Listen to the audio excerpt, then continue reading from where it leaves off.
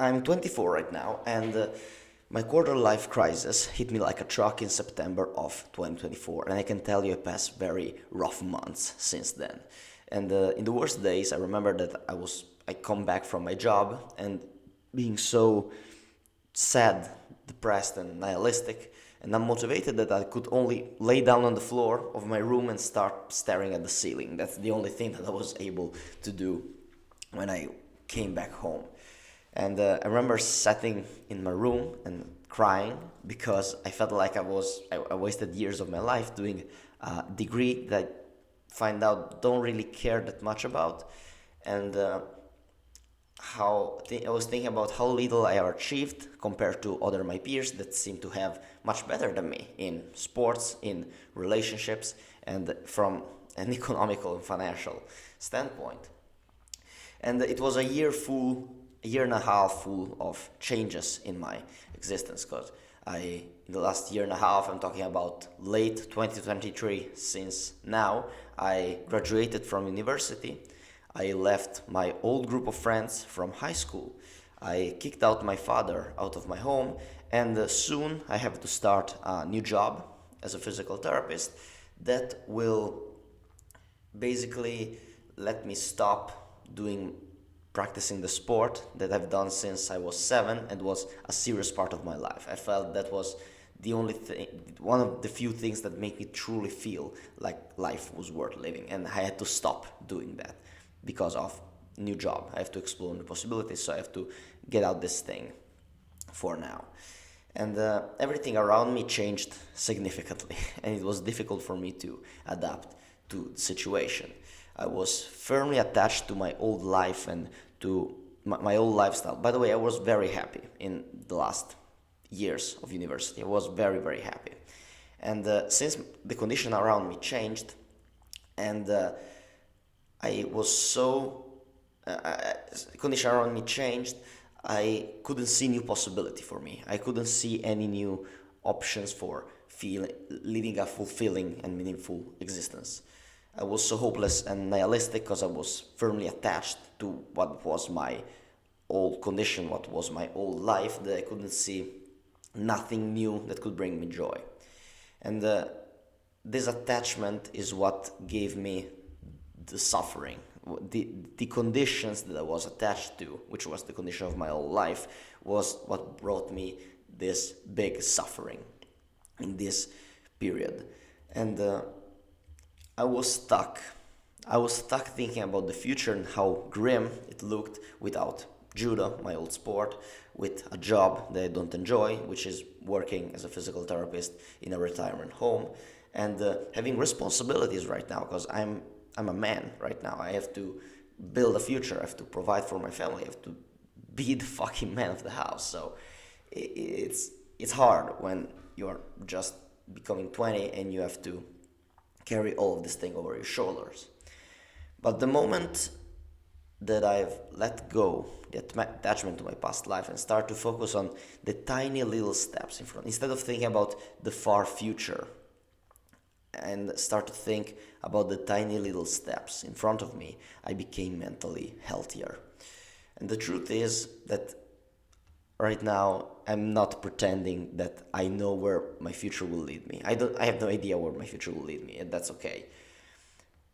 And only because I don't have a life that I love yet doesn't mean that I won't have it in the future.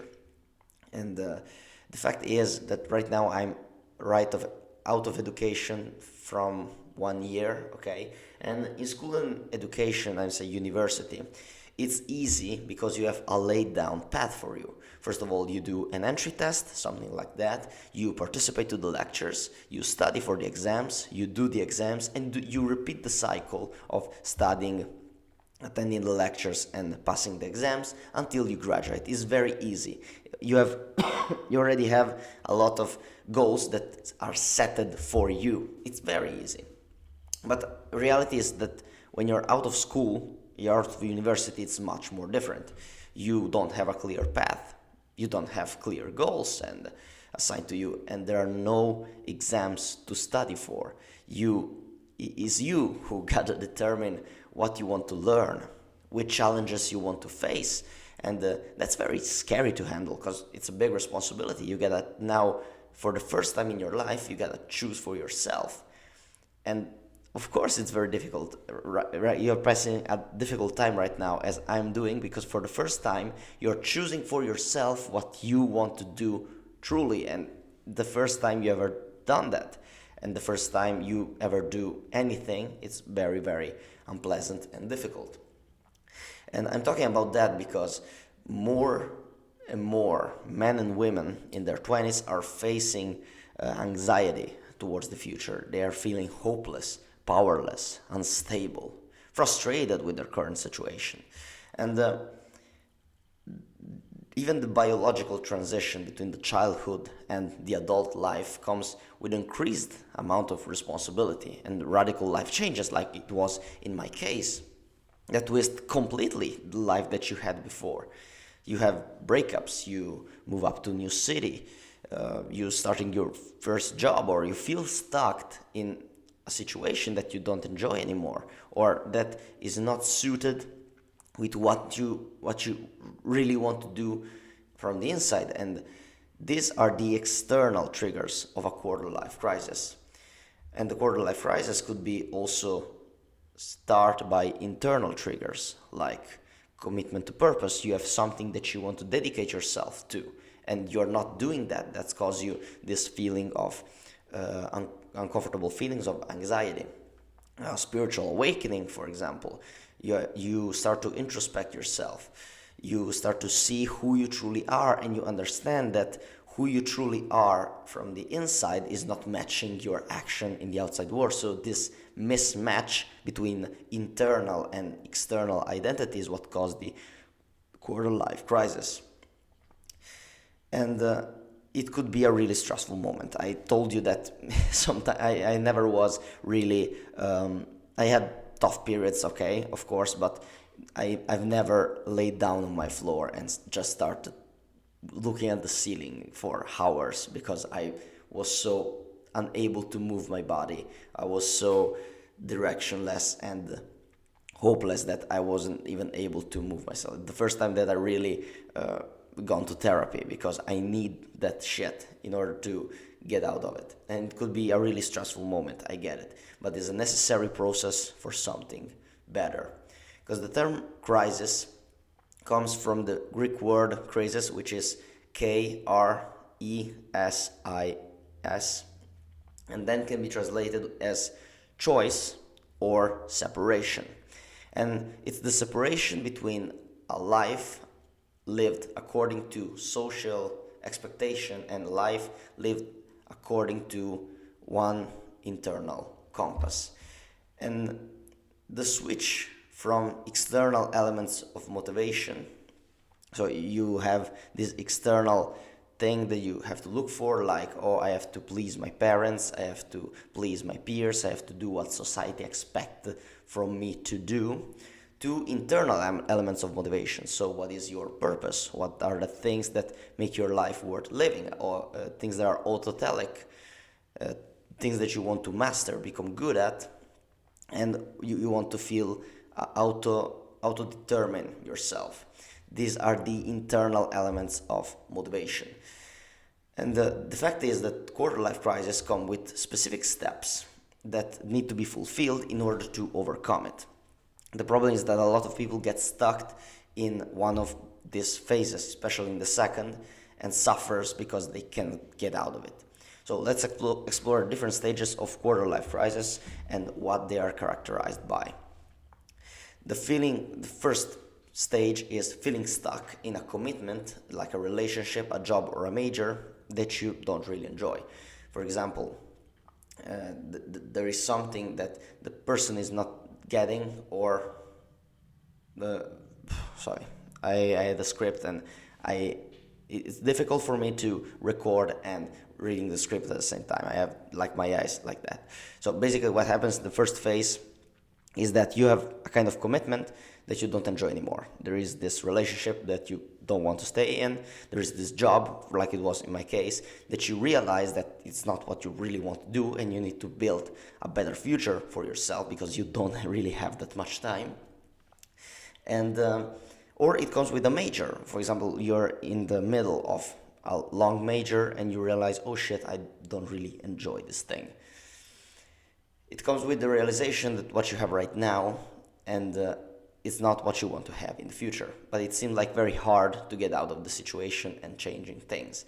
So there is an external identity which is not aligned with what you're feeling on the inside. There is a mismatch, I would like to describe it, between internal and external identity. The first phase is separation.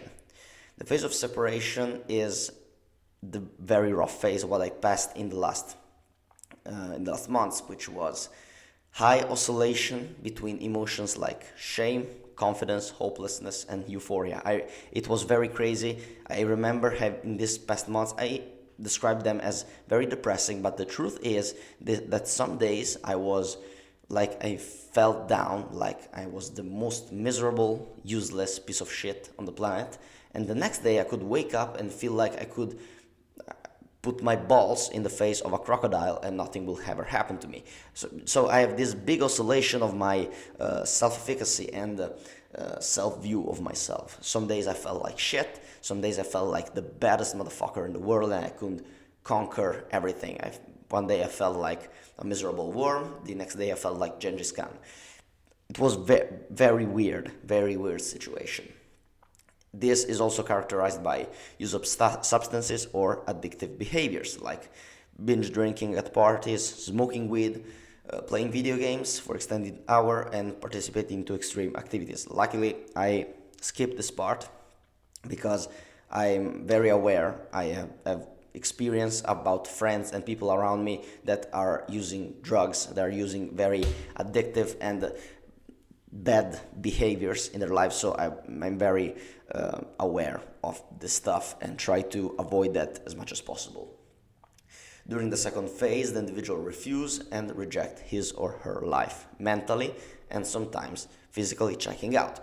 I have different browsers open in my computer that are looking for jobs in New Zealand, for jobs in Australia, because I'm still thinking about going the fuck away from where I'm coming from in order to search an environment and understand what truly I enjoy without my external influences. So this is very common for people that are passing a quarter life crisis to get out of their place, the usual place, and come back with newfound insights about themselves. And I'm still thinking about leaving Europe. I live in Italy right now. So Europe to go in Australia, which is from the other side of the world. And this is very common for people who are passing a quarter life crisis.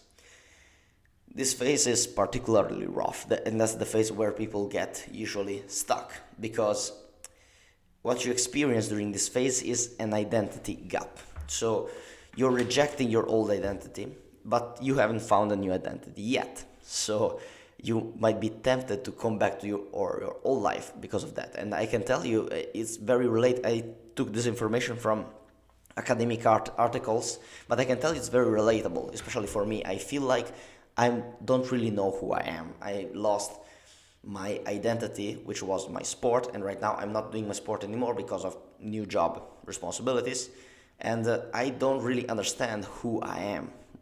And it's very strange feeling, and but I understand that this is necessary, so I just accept this shit. I accept it, and let's see what happens. That's my mindset right now.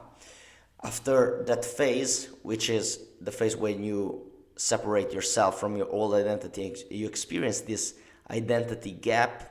What happens is you go to phase 3, which is exploration. Once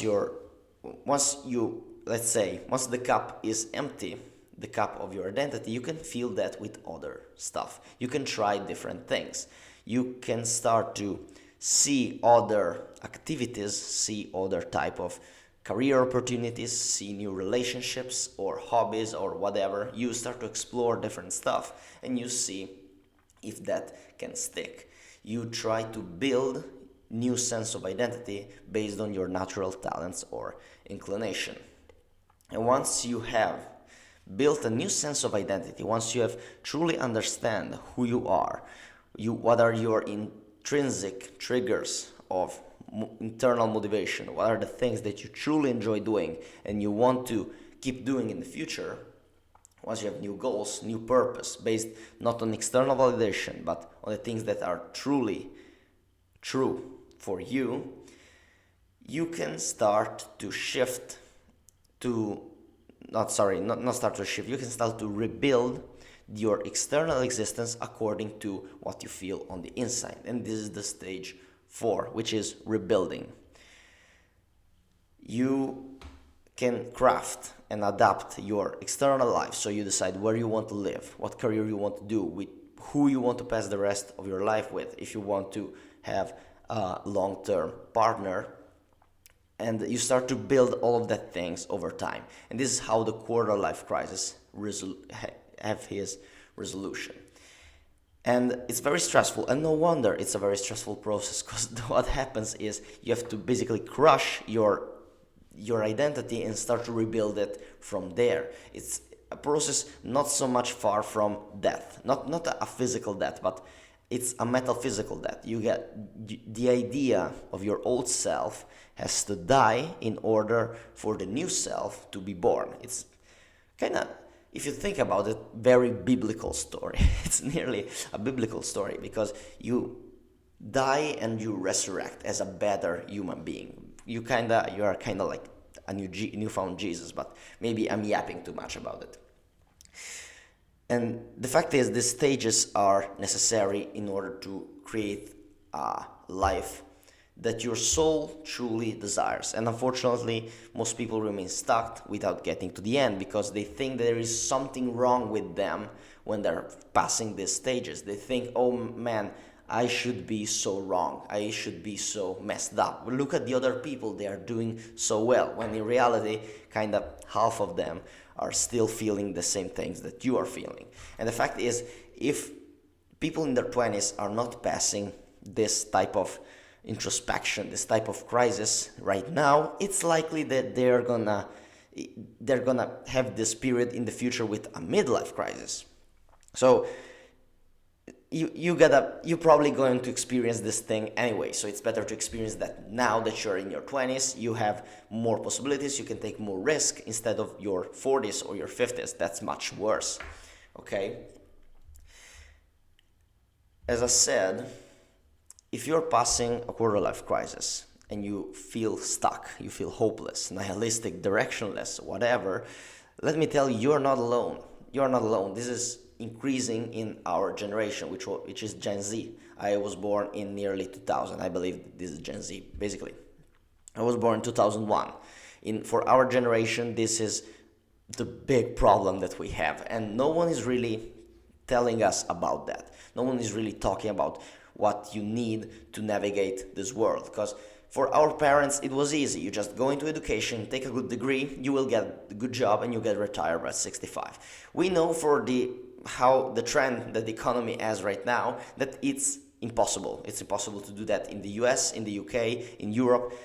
You don't get, everyone has a degree right now. Everyone has a degree. You cannot just take a good degree, take a good job, and then you will get retired at 65. It doesn't work like that. And this old dream that our parents had doesn't work anymore. We gotta find a way to navigate our 20s according to our lifetimes. So if you are experiencing this feeling, let me tell you, you're not alone. And right now, I think I passed the second phase of my quarter life crisis, so I separate myself from who I was before. I have a big identity gap, and I'm getting into the exploration phase, and I believe that things will get better. And if things got better for me, it's likely that they're going to get better for you. If you want to have more information about self-improvement, how to navigate your 20s, and how to live your 20s at the best for setting yourself as well as possible for the future, please follow this channel. You won't regret it. Man, hope you the best, and remember to aim upward always.